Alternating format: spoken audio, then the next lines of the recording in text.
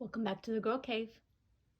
I've been looking forward to cleaning out this closet, and it's not a huge mess, but it's summertime and I want to make it better. So here's what I'm thinking. To the side, I have a shelf and I keep shoe boxes with my fat quarters. I like that. But right there, I have things on the floor and it's just, I don't like it. I think if I got rid of that little shelf there and this rolling cart here, which holds books and some, I don't know what's in there, I think I could do better. So I might get an IKEA cube system and put it in there so that I don't have so much wasted space there, because I don't like that. And towards the other side of the closet, in here, there is wasted space in here. And I have some UFOs hanging and some quilting stencils, but there's a lot of wasted space in there. So I have another plastic shelf. It's identical to this one. And I'm gonna place it in that side because I don't know who designs closets, but there's a lot of wasted space. This right here is maybe 1.5 feet deep, and the other side is 2 feet deep. So yeah, a lot of wasted space. And there's things that I could possibly put it in there that I use, but I don't need to access frequently, such as projects that I'm not working on at the moment, my travel sewing machine, my featherweight, which I only use when I go on quilting retreats. And instead of keeping it outside on a corner on the floor, I could probably just put it in there in a shelving unit. So I'm going to show you something that's very, very scary. Hold on. Yes, that's scary, but that's not the scary part that I want to show you. Whenever you're going to reorganize, you have to take everything out. It's the easiest way, is the best way, because you see everything that you have. Put it all out and then sort it into categories. And that way when you put it back, everything will go in an organized manner. So here is the scary part. Oh, I've started throwing things in there. But I'm gonna sort them into piles and then go back in the closet and take everything out except for the fabric, because the fabric is going to stay there. I already have it organized and I like that system. But everything that's on the floor, I'm taking it out. And that way when I put my organizing cubes and my shelves, I know to put everything in an organized manner with similar items, and whatever doesn't fit, it's going bye-bye. It's time to purge. Forgive the shadows, it's evening. I've taken everything except the fabric out because I like the fabric. I like how I have it organized. I was unhappy with what was here. There was a lot on the floor and there was a lot of wasted space. So on the side of the closet, you have maybe 18 inches deep, and it was wasted space. So I purchased one of these shelving units. They look like this. They're made out of PVC, and I got them at Walmart. Pretty sure it was $15. And they hold a lot of weight. These puppies hold a lot of weight and they fit perfectly in there.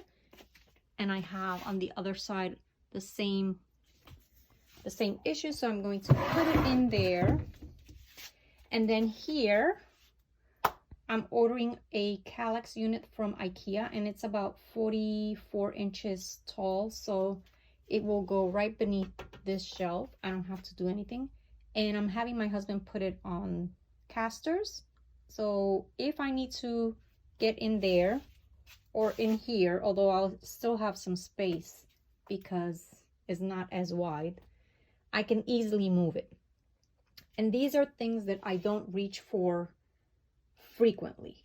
On this side, I will have things that I only reach for maybe 3 or 4 times a year, like my featherweight sewing machine that I take with me when I go on quilting retreats, the tote to carry my sewing machine, UFOs, which are unfinished projects, unfinished objects, things like that. Things that I don't reach for frequently. Things that I will not be putting in here: books, threads, scrapbooking paper, anything that I use frequently, not going in there.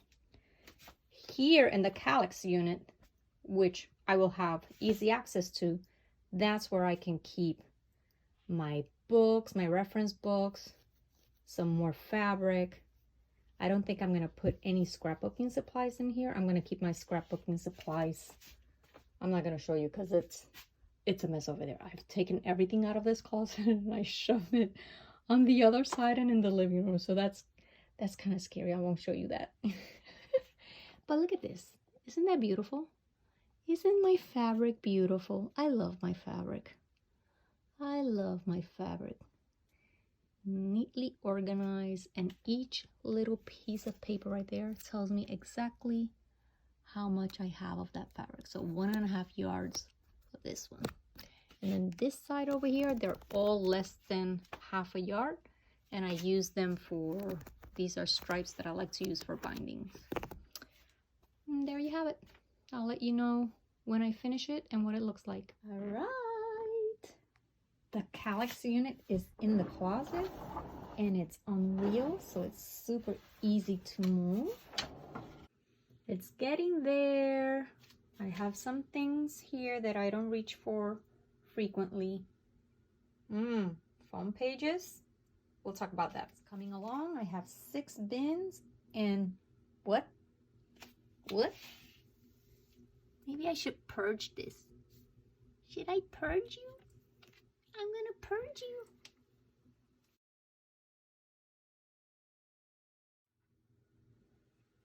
Okay, I keep UFOs or unfinished objects, projects that I started but didn't get to finish. These have all of the blocks pieced, but I still have to do the applique. And I normally hang them right there. But I'm going to take it a step further this time. Right here, I'm going to identify the hanger. Binder clip, a small one, and using some scrapbook stickers, I'm going to number them so that when I create my visual catalog, I'll say hanger number 1 has this. Genius or crazy? This side of the room is done. And this is the finished result. It's going to be a little dark because, let me see if I can turn the light this way. A little bit. My fabric was already organized that way, which I love. I'm happy with that. But this area here, I had a lot of things just stacked up on each other. I purchased a calyx unit from IKEA, and my husband put it on wheels for me so that I can take it out if I need to reach in the back there, or I can just push it to the side because these are pretty easy to access. Those are all of my fat quarters in little shoe boxes organized by color. And I even made myself a little cheat sheet there, so it tells me exactly what's on the bottom row, the middle row, and the top row. Then I had my husband put a hook all the way up there so that I can hang my quilting hoops out of the way. They used to be right here, but it looked ugly and it was always in the way. So that's done. Here I have all of my vinyl for the Cricut. And this basket here has a project that's called Crumbs, and I'm gonna make another video on that. If you're a quilter, you know that sometimes we have little pieces, little tiny pieces of fabric left over. Little tiny pieces, and they're great for paper piecing or making kind of your own fabric with crumbs. And I'm going to make a video with that to show you the process, show you exactly what I consider a crumb, and show you some of my finished work. Then on this side, I have This is for a project that I'm working on. This is one of those bench pillows, so the seasonal cover, that's Christmas. Right now I have spring, which I should have summer, but I haven't finished the summer one yet. Then I have my quilting templates, and these are all those little hangers with the clips. On this side, I have my novelty fat quarters. This is a little box of crafting supplies, so my hot glue gun is there, some painting brushes. What else do I have there? Just little crafting things that have nothing to do with scrapbooking or quilting.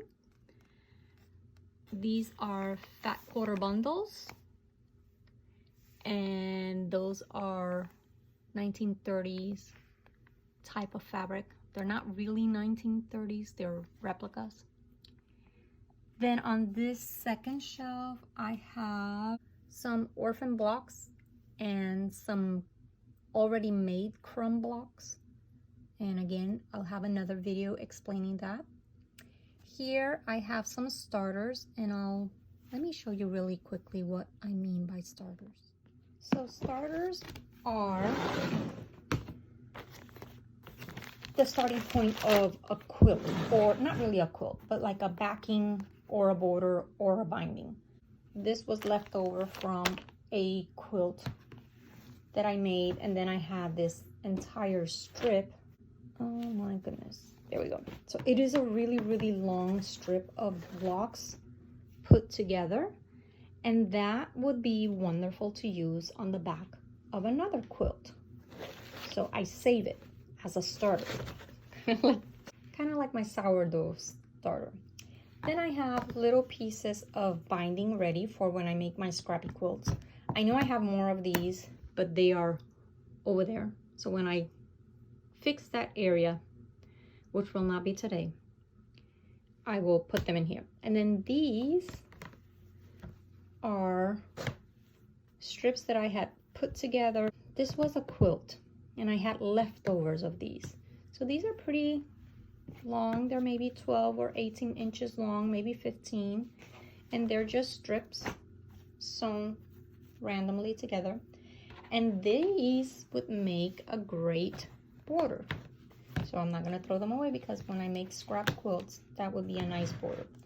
And these are some diamond blocks that I've made, and that I'm going to place them together, and that would make a nice backing for a quilt. I'll just have like solid fabric and then just one strip of diamond blocks. And this box is labeled number 1 because it has a UFO. On my list, it'll say box number 1 has, I think that's my disappearing pinwheels. And I've already done the first step. I just need to trim the blocks and then put them together. And then those two, I'm not sure if I want to keep those boxes because they're not clear and I want everything to be the same.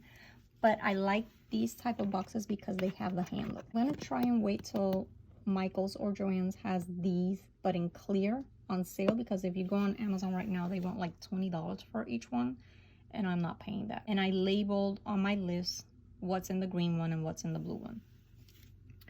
The bottom row here has my phone books, which that right there, that was a funny moment, because when I pulled those out, I had them in a different closet, and my husband saw those, and he was in disbelief. He's like, why are you hoarding phone books? And I had to explain to him that the paper is very thin, so when you make string blocks, it's great for using them as foundation, and you sew your strips on it because it's super easy to tear out.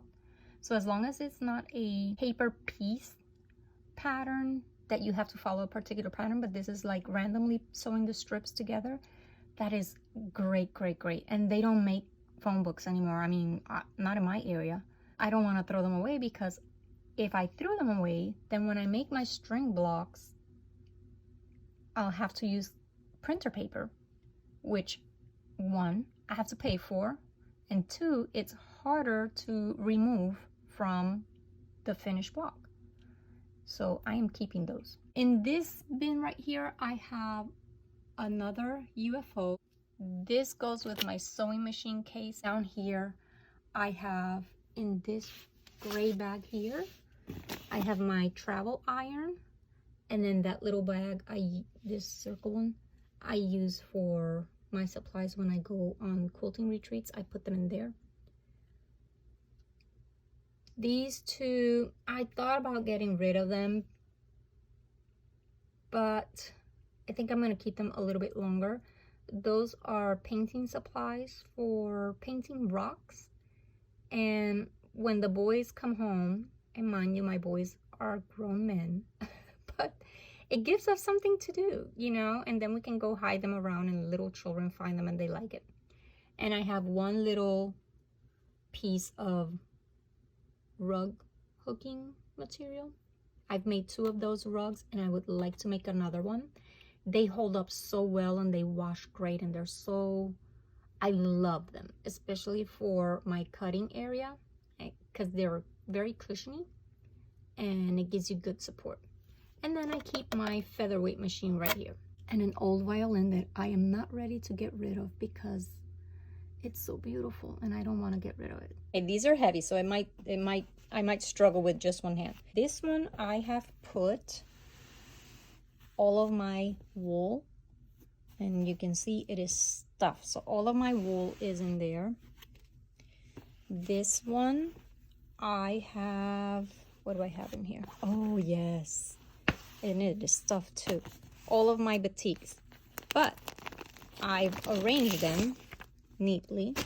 So this side has 1 yard cuts of batiks. This side has between a half yard and 3/4 of a yard of batiks. And then in the back, you see those little bags? Those are all of my scraps, as well as this bag. That's pretty stuffed. This one is still empty. This one here has fat quarter bundles and 5 yard kits that I don't have a particular plan or pattern for decided yet. So they're just, they were a great deal. I bought them, I love them, and they'll be put to use soon. On this one, I have, it's a quilt called In the Meadows. It has the pattern is at the bottom, a lot of homespuns, and then I have some men's shirts in case I need more fabric for that quilt. And this one I have some patterns with the fabric already selected. So these are not UFOs because I haven't started them. These are pigs. Projects and grocery bags. We have the pattern and the fabric already selected and I just have to start it. On this one down here, I have more pigs. This one has some wide backings and the little bit of flannel that I have.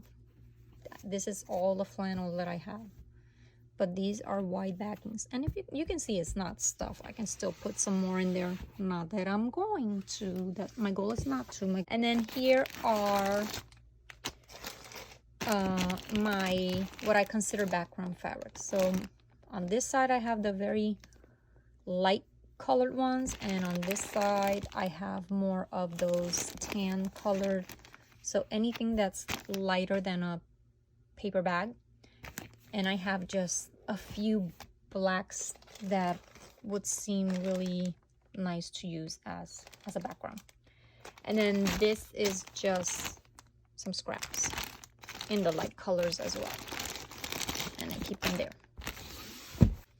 That is my closet redo. I'm excited. Now all that is left to do in my girl cave to get her back to where I want is go through this right here. I have my rulers here, and some supplies like tissues. Just, I need to go through that and purge some items. Then most of these magazines, they can go away, but I'm going to take 1 or 2 days, sit on the floor and go through the magazines and then pull out any patterns that I want to keep from them. The rest can go in the trash can. I have some books, more books, more books. This bin here, I'm keeping my, I have these mesh bags, which I'm only keeping them because of my friend Diane, but I don't like making bags. But I put all of my templates in there. And then these are extra project bags in case I create more projects. These are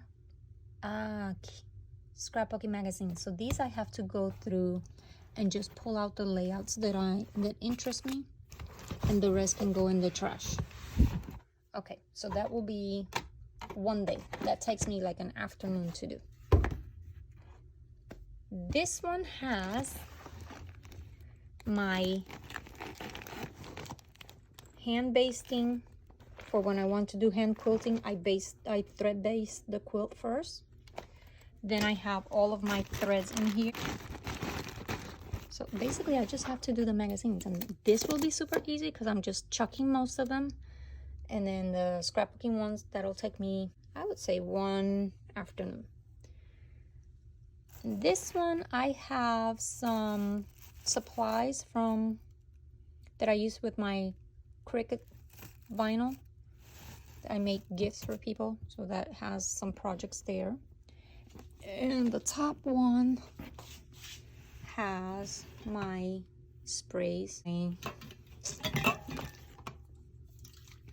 magic sizing, these little bottles of best press that I like to take in my featherweight because they're tiny and they fit, and some spray basting. That's it. That is it. And then this holds the feet to my Bernina. And these, I need to put them away. These are from my prayer quilt, and I will link the video of that down below. And all that's left to do in this room is measure that fabric, put it in the closet, and then organize that side of the room right there. That's all of my scrapbooking things right there. So I need to go through that calyx unit, purge, reorganize, and if I'm honest right there, I'm gonna assume there's not much in there except stuffed animals, but I don't know what to do with them. I like them. I thought about clearing that part up there, getting rid of that machine. The machine right there is an old Cricut machine. I don't use it anymore because I have the maker, but I don't want it to look crowded up there. I like it. I like the clean look up there. So I'm just going to purge a few things and clean it up. That chair has some scrapbook pages and some stickers because I was working right there. I'll show you. I was working on a project, my Mini Kit Monday series on YouTube, where I created a different scrapbook layout for every Monday during the month of May with a mini kit that I created. And the month is over, so I need to put those away and create my kit for the summer. And that's it. I have to clean this room really good, where I start by wiping down all the furniture. I even wipe down the walls, sweep the floor, mop the floor, and begin a new mess, because that seems to be the trend. You clean and you mess up. You clean and you mess up. But that's the fun part. That's part of the creative process. You cannot create and be neat at the same time. There's just no way to do it, because You work and you move things as fast as the ideas flow, and if you have to stop and put things away, it kind of breaks that flow, and it's just, it is what it is. It's not fun if you have to stop every 5 minutes and put something away. You just gotta let it go. Kind of like when you're teaching your students to write, you tell them just dump everything down. Don't worry about spelling, don't worry about grammar. That is what revision is for. Once you get all of your words down on paper, then you go back and you do your revisions and your editing. Same process here. You make a mess, you just let it flow, you just let the ideas flow and dictate what you do. And then once you're done, you go back and you clean. Maybe by the end of the summer, I'll do an updated video tour. Bye.